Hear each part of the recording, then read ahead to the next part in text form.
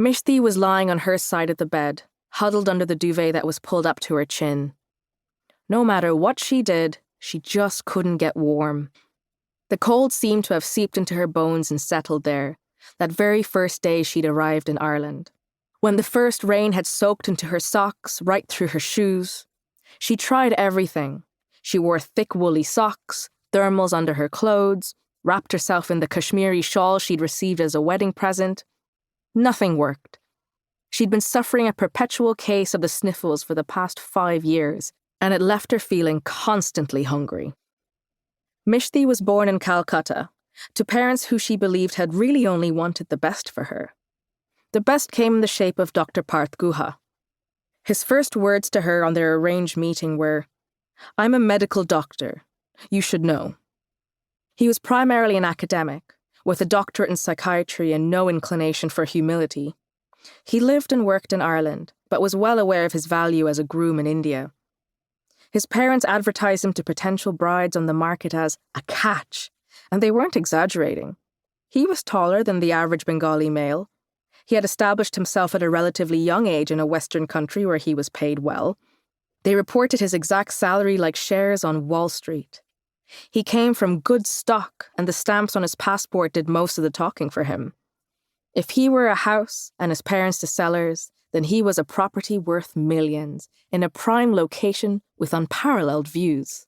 Mishti's parents couldn't believe their luck, that they were even in the running, along with the other eager bidders. All with their heads bowed and hands joined in gratitude, presenting their daughters to be accepted with a shrug or rejected without a second glance. Mishti and Parth first met in a restaurant in Calcutta that was advertised as an authentic American diner.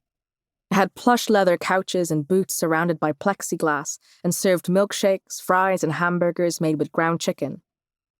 Their parents had arranged everything, including the time and the venue. It was all decided for her, including what she was going to wear. Jeans, to show they were progressive, but with a more traditional kurta instead of a blouse, to give the right impression of the kind of family she belonged to and show she was capable of maintaining traditional values in his Western setting. What she would order, just a burger and maybe a milkshake if he insisted, too full for dessert to be polite.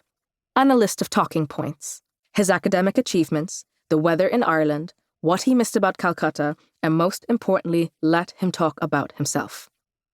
It wasn't like the old days, when you didn't meet your husband until the final moment when the veil was lifted and you were bound in marriage forever. Now, you were given a chance, several chances in fact, to meet and get to know this person you were going to spend the rest of your life with. Mishti didn't think she stood a chance. She had never been abroad, and she wasn't interested in psychiatry. Her English was good enough to teach Class 1 children at an English medium school, but she spoke with an Indian accent and had trouble with prepositions.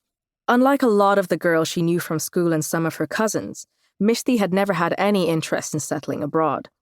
She was happy where she was, in Calcutta with her family and her students in the comfort of familiar company. Parth looked her up and down before they were seated. It was the same way her mother had looked at her before she left the house. They were both assessing her proportions, her suitability, how much to charge per kilogram.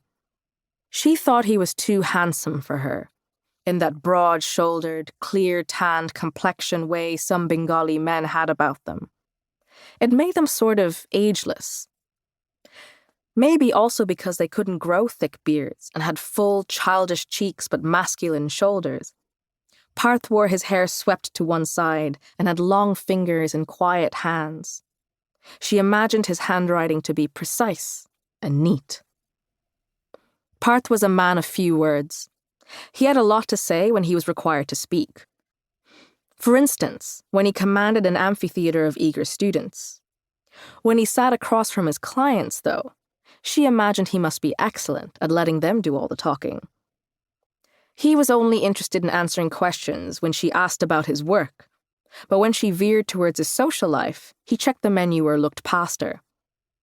"I work long hours, I don't have time for fun," he said, examining the dessert list. "Of course, your work is important." She was pleased with her response, could picture her mother smiling. "I do important work. Nobody in India cares about mental health. Depression is as much an ailment as having a bad back or being diabetic.